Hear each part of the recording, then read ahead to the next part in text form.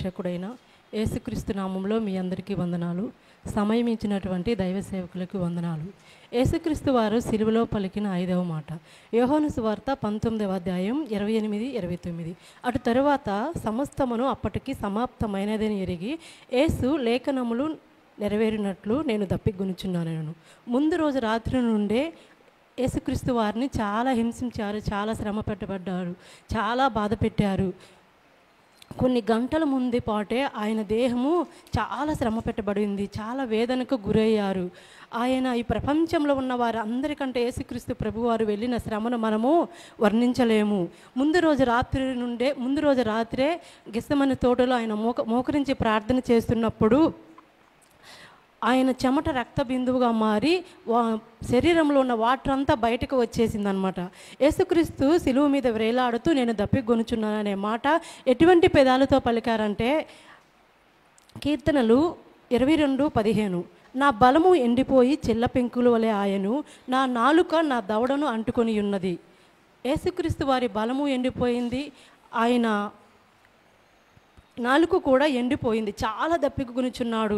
యేసుక్రీస్తు పలికినటువంటి 7 మాటలు ఒక్కొక్క దానికి ఒక్కొక్కటి సాదృశ్యంగా మనము చెప్పవచ్చు.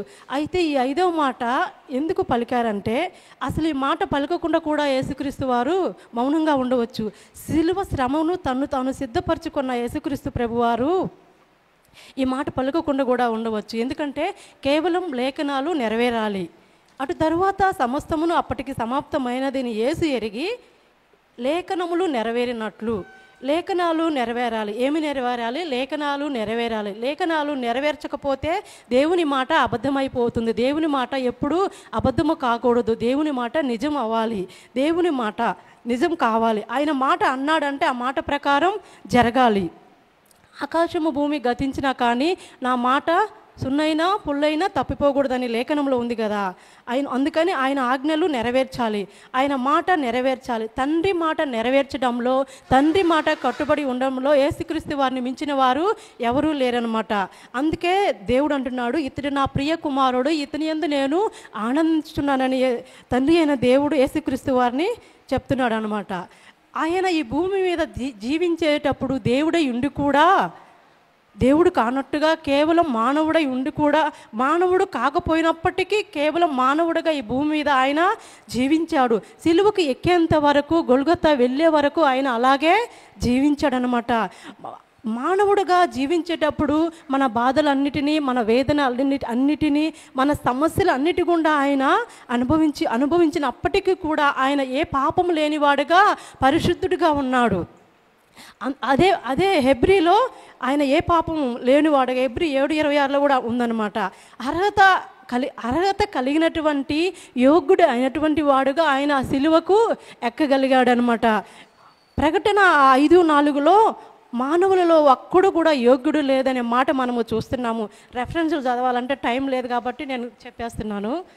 మానవులలో ఒక్కడు కూడా యోగ్యుడు లేడు కాబట్టి మానవుల పక్షాన శిక్ష చెల్లించడానికి, మానవుల పక్షాన బలి పశువుగా మారడానికి ఆయన ఈ లోకానికి, పాపుల నిమిత్తం ఈ లోకానికి వచ్చాడనమాట. సిలువ మీద ఆ శ్రమానుభవం మనము చూసినట్లయితే అది ఎంత లోతైనదో నీకు నాకు వేసే దప్పిక కాదండి, అది మన పాపముల వలన కలిగే దప్పిక అన్నమాట. యేసుక్రీస్తు నిన్ను నన్ను ప్రేమించే విషయంలో ఆయన ఎంత దప్పికగున్నాడు. అసలు నీవు నేను ఏ దప్పికగున్నాను? ఈ సమాజంలో అనేకమైన దాహాలు కలిగి ఉన్నారు.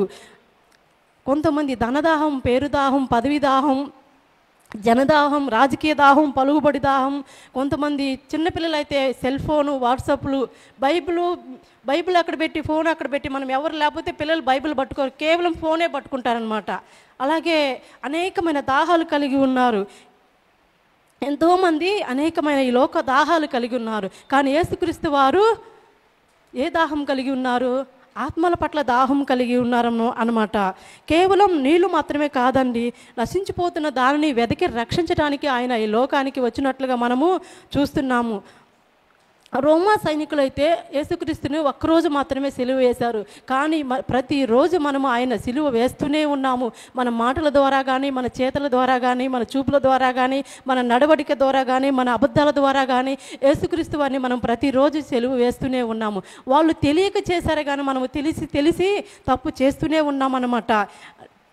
బైబిల్ గ్రంథంలో కొన్ని లేఖనాలు మనం జ్ఞాపకం చేసుకున్నట్లయితే, సంసోన్ని మనం జ్ఞాపకం చేసుకున్నట్లు, సంసోను ఫిలిష్తీయులను హతము చేసినప్పుడు ఆయన మిక్కిలి దాహం కొని ఉన్నప్పుడు సంసోను దేవునికి ప్రార్థన చేస్తాడనమాట. ఈ సున్నతి లేని వారి చేత నేను చనిపోవాలా? న్యాయాధిపతులు 15:14 ఉంది, అది చూడండి.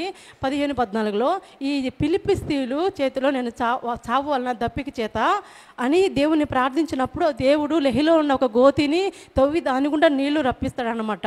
అప్పుడు ఆయన నీళ్లు తాగి తన ప్రాణమును తెప్పరేలా చేసుకుంటాడనమాట.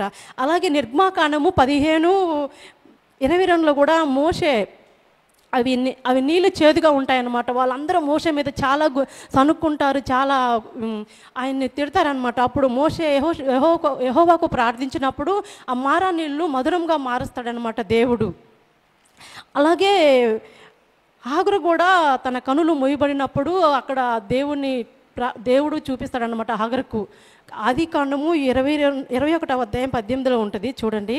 ఆ నీళ్లు చూసి ఆ తిత్తిని ఆ నీళ్లతో నింపి చిన్నవానికి త్రాగనిస్తుంది అనమాట.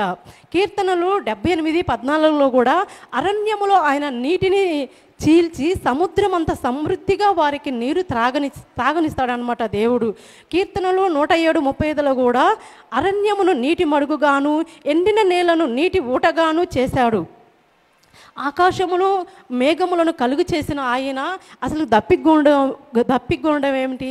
సప్త సముద్రములను కలుగు చేసిన ఆయన, ఎర్ర సముద్రమును చీల్చి ఇశ్రాయేలు నడిపించిన ఆయన అసలుకి దాహం గొండమేమి? కొత్త నిబంధనలు కూడా మనం చాలా లేఖనాలు మనం చూసినట్లయితే యోహాను సువార్త 2:9 కూడా కానా విందులో నీటిని ద్రాక్షారసముగా మారుస్తాడు. ఆయన నీటి మీద నడిచాడు, గాలిని సముద్రములు నిమ్మలపరిచాడు. మత్తయి సువార్త 14:25 కూడా రాత్రి 4వ జామున ఆయన సముద్రము మీద నడుచుచు వారి దగ్గరికి వెళ్తాడనమాట. యోహాను సువార్త 14:1 కూడా మనము చూసినట్లయితే సమరసి ఒకతే నీళ్లు చేదుకున్నటకు యాకోబు బావి దగ్గరికి వస్తుంది. అక్కడ యేసయ్యకు సమరస్త్రీకి కొంత సంభాషణ జరుగుద్ది అనమాట.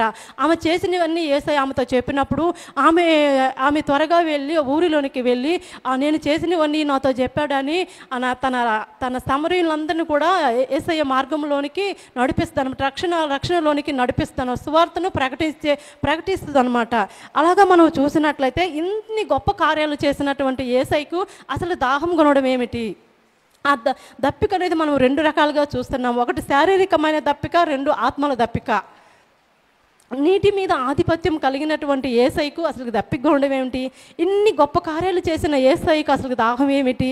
అసలు మనం ఆలోచించినట్లయితే అసలు ఆ దప్పిక ఏమిటో మనం చూద్దాము అని మనకు ఆలోచన రావచ్చు. ఆయనకు శారీరకమైన దాహం అయితే కాదు. అసలు యేసుక్రీస్తు వారికి ఆ దప్పిక ఏమిటంటే ఆత్మల దప్పిక. నశించిపోతున్న వారిని రక్షించడానికి ప్రభువు తండ్రి యొక్క చిత్తాన్ని నేను నెరవేర్చాను, ఇక భూమిపైన నా పని నేను పూర్తి చేశానని అనుకోలేదండి. ఇంకా రక్షణ లేనటువంటి వారు ఎందరో ఉన్నారు, ఇంకా పాప కూపంలో మునిగిపోతున్న వారు ఇంకా ఎందరో ఉన్నారు అనే దప్పిక ఆయన కలిగి ఉన్నాడు అనమాట. ఆయన దాహము నిజమైన క్రైస్తవుల కుటుంబం కొరకు తృష్ణ కొని ఉన్నాడు, దాహం కొని ఉన్నాడు. నిజమే క్రైస్తవుల కుటుంబములు కొరకు దాహం కొని ఉన్నాడు అనమాట. ఆ దాహం ఏమిటో కాదండి, నిన్ను నన్ను మనలాంటి అందరినీ రక్షించడానికి ఆయన దాహము కలిగి ఉన్నాడు. యేసుక్రీస్తు వారు ఈ లోకానికి వచ్చింది అందునిమిత్తమే, సర్వమానవాలను రక్షించడానికి యేసుక్రీస్తు వారు ఈ లోకానికి వచ్చారు. మనము నీతి కొరకు ఆకలి దప్పుల వారిగా మనము ఉండాలి. మనమందరము నిత్య రాజ్యంలో ఉండాలి, మనందరము రక్షణ కలిగి ఉండాలనే యేసుక్రీస్తు వారికి దాహం కలిగి ఉన్నాడు. ఇంకా అనేక మంది చీకటిలో ఉన్నారే, చీకటిలో ఉన్న వారందరూ వెలుగులోనికి రావాలనే ఆయన దాహము కలిగి ఉన్నారంట. అయ్యో నా ప్రజలు నేను సృజించిన నా జనాంగము నాశనమైపోతున్నారే, నాశన కోపంలో ఉన్నారే అనే దాహం కలిగి ఉన్నారు. నశించిన దానిని వెతికి రక్షించటానికి ఆయన దాహము కలిగి ఉన్నారనమాట.